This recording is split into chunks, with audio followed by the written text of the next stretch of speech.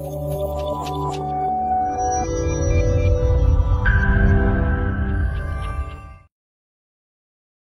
this is Dr. Akhil working at Sehat Clinic.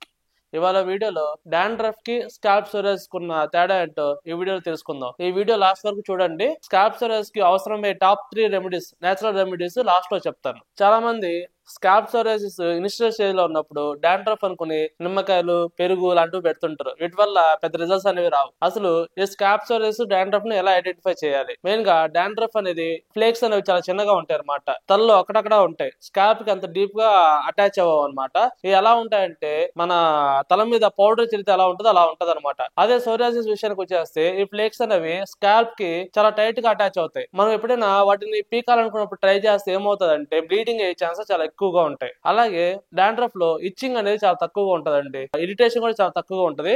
Mild to moderate ఉంటది అనమాట. అదే scalp psoriasis లో అయితే దురద బాగా ఎక్కువగా ఉంటది. అలాగే మనం బాగా గోకినప్పుడు బ్లీడింగ్ అయ్యే ఛాన్సెస్ కూడా ఉంటాయి. అంటే రక్తం కూడా వచ్చే ఛాన్సెస్ ఉంటాయి. అలాగే నొప్పి, మంట బాగా ఎక్కువగా ఉంటది స్కాల్ప్ సోరియాసిస్ లో. డాండ్రఫ్ అనేది ఓన్లీ జుట్టు వరకే ఉంటది, అంటే స్కాల్ప్ వరకే ఉంటది. మిగతా పార్ట్స్ లో ఎక్కడ ఉండదు, అంటే నెక్ దగ్గర గానీ, ఇయర్స్ కింద గానీ అలాంటి చోట్ల ఎక్కడ ఉండదు. అదే మీరు సోరియాసిస్ విషయానికి వస్తే ఇది తల మీదే కాకుండా మనకు మెడ, నెక్ వెనక భాగం, అలాగే చెవుల దగ్గర, ఐబ్రోస్ పైన కూడా కనబడుతుంది అనమాట స్కిన్ ర్యాషెస్. సో ఈ విధంగా మనము సోరియాసిస్ ని అలాగే డాండ్రఫ్ ని ఐడెంటిఫై చేయొచ్చు. నేను ఇప్పుడు చెప్పే ఈ టాప్ 3 రెమెడీస్ ద్వారా మీరు ఇంట్లో ఫాలో అయితే మీ స్కాల్ప్ సోరియాసిస్ అనేది చాలా తొందరగా తగ్గే అవకాశాలు ఎక్కువగా ఉంటాయి. మెయిన్ గా ఫస్ట్ రెమెడీ వచ్చి టీ3 ఆయిల్. ఈ టీ3 ఆయిల్ అనేది మీకు ఆయుర్వేదిక్ షాప్ లో ఎక్కడైనా దొరుకుతుంది. ఒక కప్ లో 10 డ్రాప్స్ టీ3 ఆయిల్ తీసుకుని, అలాగే 2 table spoons coconut oil mix చేసుకుని మీరు తలకు అప్లై చేసుకోండి. ఆ తర్వాత 30 మినిట్స్ తర్వాత హెయిర్ వాష్ చేసుకోండి. ఈ టీ3 ఆయిల్ కి ప్లస్ కోకోనట్ ఆయిల్ ఉన్న anti inflammatory, anti microbial properties ద్వారా మీ స్కాల్ప్ సోరియాసిస్ అనేది చాలా తొందరగా తగ్గే అవకాశాలు ఉంటాయి. కొంతమందికి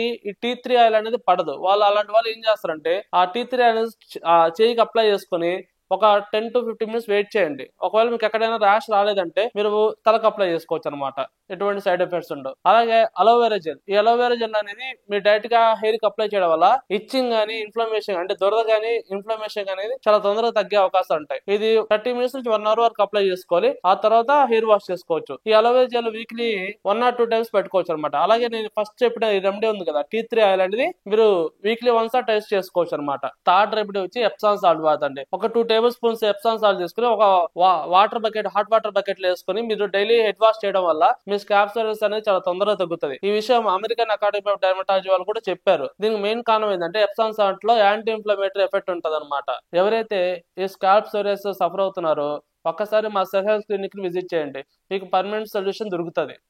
ఈ వీడియో నచ్చితే please like, share and subscribe. Thank you.